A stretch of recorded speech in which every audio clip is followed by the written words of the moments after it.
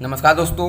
मुसीबत सब पर आती है, कोई बिखर जाता है, कोई निखर जाता है। तो चलिए दोस्तों, आज का जो टॉपिक है, what is wave trap in transmission line.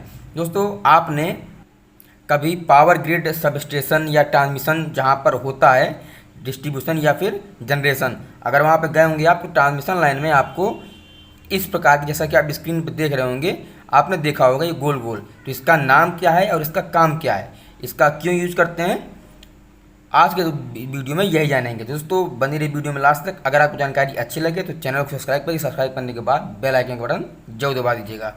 ठीक है। सपोज दोस्तों मान लीजिए कि एक ट्रांसमिशन लाइन ये है, ये 2 और ये 3 और ये 4। ठीक है। ये जो ट्रांसमिशन लाइन के पोल हैं 1 2 3 4, इसका नाम ए है, इसका बी, इसका सी, इसका डी। इसमें से वायर ऐसे जा रहे हैं। ठीक है। अब सपोज मान लीजिए कि ये जनरेशन है और ये डिस्ट्रीब्यूशन है। ठीक है। अब हमको अगर ए से कोई सिग्नल या फिर कम्युनिकेशन करना हो, टेली कम्युनिकेशन या फिर मॉनिटरिंग, या फिर दोस्तों ए से बी मान लीजिए ये ए और बी में कोई इन्फॉर्मेशन शेयर करना हो, कोई डाटा भेजना हो, इंटरकॉम करना हो, इंटरकनेक्ट करना हो, तो उस कंडीशन में हम क्या करेंगे, हम किसी भी सूचना को कैसे ए से बी तक पहुंचाएंगे। तो ये काम दोस्तों जो होता है वो PLCC करता है। इस सब स्टेशन में ए में और सब स्टेशन बी में दोनों में PLCC सिस्टम लगा होता है। अब PLCC सिस्टम का मतलब क्या होता है, पावर लाइन कैरियर कम्युनिकेशन। ठीक है। इसका जो नाम होता है वो पावर लाइन कैरियर कम्युनिकेशन। ठीक है। अब दोस्तों ये PLCC ए में भी होगा और बी में भी होगा। कोई भी इंफॉर्मेशन ए से बी में या फिर बी से ए में कोई कम्युनिकेशन या टेली कम्युनिकेशन कुछ भी करना होगा तो ये PLCC पैनल के द्वारा होता है। इस PLCC पैनल के द्वारा टेली प्रोटेक्शन, टेली मॉनिटरिंग कर सकते हैं। PLCC सिस्टम का यूज हाई वोल्टेज लाइनों में किया जाता है, जैसे 132 kV या 33 kV या 220 kV या फिर इससे भी ऊपर। इससे ऊपर मतलब 33 kV से लेकर के जितने भी ऊपर आप जाएंगे तो उस कम्युनिकेशन करने के लिए PLCC का पैनल का यूज किया जाता है। यह हाई वोल्टेज में ही इसका यूज़ करते हैं। अब दोस्तों PLCC पैनल में होता क्या क्या है, जो पैनल बना होता है, मान लीजिए ये कोई पैनल है। अब इसके अंदर कौन कौन से उपकरण लगे होते हैं। दोस्तों पहला जो होता है वो होता है PLCC पैनल, दूसरा होता है LMU, तीसरा दोस्तों होता है CBT कपलिंग कैपेसिटर। ठीक है। CBT coupling capacitor. चौथा जो होता है वेव ट्रैप।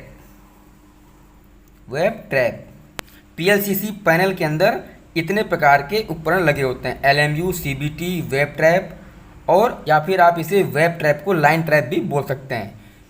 अब PLCC पैनल के थ्रू ए से बी में कोई भी इंफॉर्मेशन, कोई कम्युनिकेशन करना हो, बातचीत करना हो या फिर कोई डाटा शेयर करना हो तो ए से बी में शेयर किया जा सकता है। वो PLCC पैनल के द्वारा होता है। यह ए में भी लगा होगा या बी में भी लगा होगा, दोनों में लगा होगा। जहाँ पर जनरेशन होगा और जहाँ पर डिस्ट्रीब्यूशन होगा वहाँ पर ये लगा होगा। ये 33 kV, 120, 132 kV, 220 kV, 440 kV, इससे भी ऊपर के लाइनों में लगा होता है। अब दोस्तों ट्रांसमिशन सिस्टम में 2 प्रकार के सिग्नल इसमें फ्लो होते हैं। ठीक है। एक सिग्नल ये हो गया, दूसरा सिग्नल ये हो गया।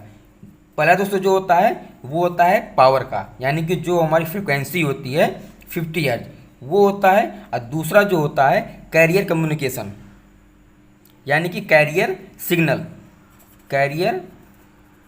सिग्नल।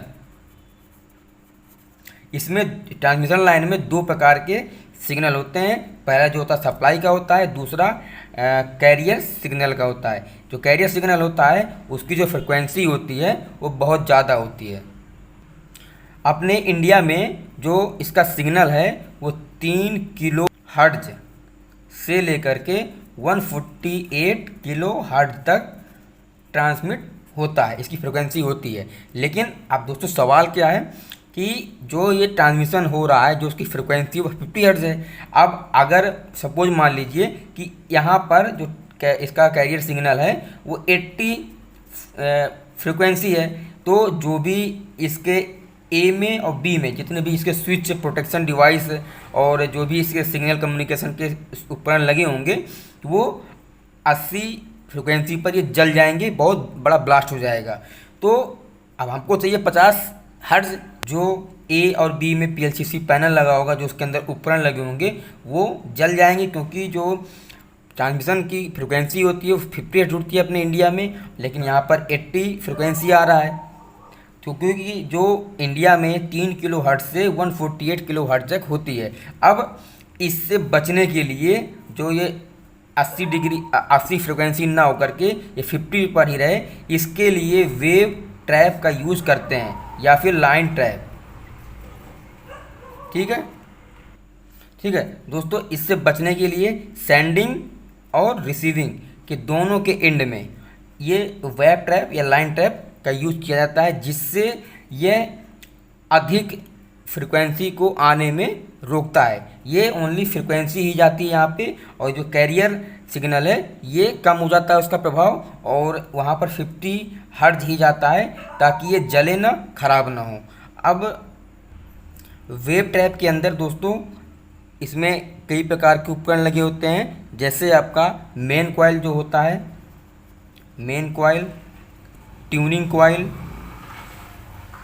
ट्यूनिंग डिवाइस और प्रोटेक्टिव डिवाइस लगा होता है, जो इस 80 हर्ट्ज या फिर 148 हर्ट्ज को कम कर देता है, और इसके रिसीविंग और एंड में 50 हर्ट्ज ही हमको प्राप्त होता है। इससे बचने के लिए ये वेव ट्रैप लगाया जाता है। तो दोस्तों मैं उम्मीद करूंगा कि आपको जानकारी समझ में आ गई होगी, और ये बहुत ही नॉलेजफुल जानकारी थी, जो आपको बहुत काम आएगा आगे फ्यूचर में। तो दोस्तों आपको जानकारी अगर अच्छी लगी हो तो चैनल को सब्सक्राइब करिए, सब्सक्राइब करने के बाद बेल आइकन का बटन जरूर दबा दीजिएगा।